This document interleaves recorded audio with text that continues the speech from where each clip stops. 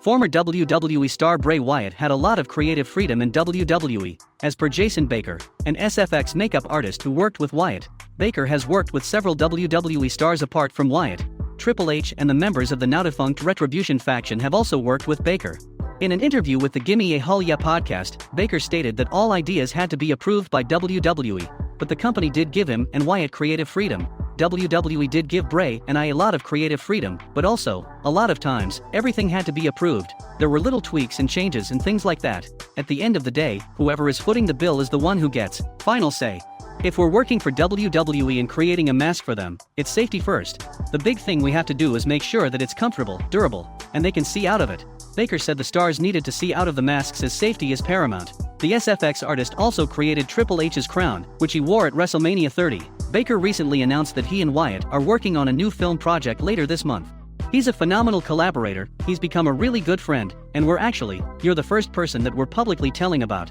We're starting a film at the end of the month. The former WWE champion, who was released by WWE in July this year, has yet to sign with a new promotion. He has teased various moves since his release, but nothing has materialized yet. WWE legend The Undertaker says he wishes Roman Reigns was the one who ended his WrestleMania streak. Only two men have defeated the dead man at the grandest stage of them all, Brock Lesnar and Roman Reigns. The Beast Incarnate ended the iconic streak at WrestleMania 30, while the Tribal Chief gave The Undertaker his second loss at Mania 33.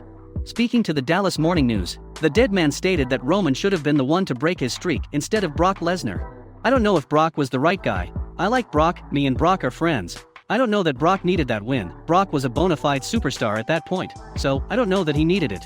Roman Reigns defeating Undertaker at WM33, definitely, that was the right call. I just wish he may have been first. I wish I could have reversed them. You know what I'm saying? If Roman would have been able to do it, I think it would have increased the value. The Undertaker has been wrestling for over 3 decades, and his performance in the ring has changed over the years. One of the reasons he doesn't want to have another match is because he wouldn't be able to perform at a high level. The Phenom said he wasn't healthy when he faced Roman Reigns at WrestleMania 33, and it bothers him that the Universal Champion fought him when he wasn't 100%. By the time I got to Roman, that WrestleMania, I was not physically healthy at all, so he didn't get the best of me. That bothers me. Nothing I can do about it. But Roman, he beat somebody that wasn't at his best. I wish I could have been healthier, and he would have been first because I think that would have skyrocketed him even sooner. I mean, he's there now, so it doesn't matter. He waited a few years, but he's got it figured out. I mean, it all happens for a reason. Selfishly, yes, business-wise, and I'm always business first, it is what it is. I doubt that anybody will ever get to 21-0, my place in history is what it is. I can't cry over spilt milk. The Undertaker is undoubtedly a future WWE Hall of Famer, and he'll go down as one of the greatest to ever lace up a pair of wrestling boots. Bryan Danielson recently spoke about the details of his 3-year deal with AEW.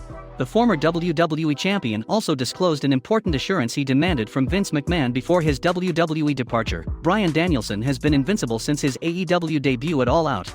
The American Dragon is still undefeated in one-on-one competition. In a recent interaction with Ariel Helwani on the MMA Hour, Danielson revealed the details of his AEW contract. He said wrestling in Japan was one of his priorities when he decided to sign with AEW. He also disclosed how WWE offered him a contract in which he was allowed to wrestle on the independent circuit. However, Danielson ended up at AEW. Yeah, obviously I have to clear it all through AEW first. AEW has to be my priority, but yeah, going to Japan is hard, with COVID and stuff. But yeah, I'm able to do that. To be fair, WWE was going to let me do that as well, so, with the contract they offered me, when I talked to Vince about it, that was one of my big things. I was like, I want to be able to go and wrestle these guys all over the world, and that sort of thing, and they were going to allow me to do that. Bryan Danielson and Miro will lock horns on November 13th at AEW Full Gear in the finals of the AEW World Title Eliminator Tournament. The winner will earn a shot at the AEW World Title. Danielson previously faced the champion Kenny Omega in a non-title match. However, that match ended in a draw. The American Dragon is now focused on earning a shot at the title. The path won't be easy as Miro can give Bryan a tough fight. Fans are eagerly waiting to find out who emerges the winner at AEW Full Gear. Becky Lynch had an amusing reaction to a rumor currently making the rounds, claiming that she has joined the Marvel Cinematic Universe. Becky Lynch is one of the most successful stars in WWE history. Beyond her title reigns, she will always be remembered as the winner of the first ever women-led WrestleMania main event. She has previously opened up about wanting to make a transition to a career as an actor. A news outlet recently reported a rumor, claiming Becky Lynch has possibly joined the Marvel Cinematic Universe. It all started when a behind-the-scenes photo from the set of Black Panther: Wakanda Forever was shared on social media. A female actor featured in the photo reminded some of Becky Lynch, and thus the rumor spread, but it's clear as day that the woman in question is not the Raw Women's Champion. Becky Lynch quickly responded to the rumor on Twitter with a hilarious meme. Over the years, Becky Lynch has destroyed her opponents one after the other, in the ring as well as on the microphone. WWE eventually capitalized on her popularity and turned her into a megastar. In the past, Becky Lynch has spoken up about a possible movie career. She is incredibly ambitious and hopes to become a bigger star than WWE icon, The Rock.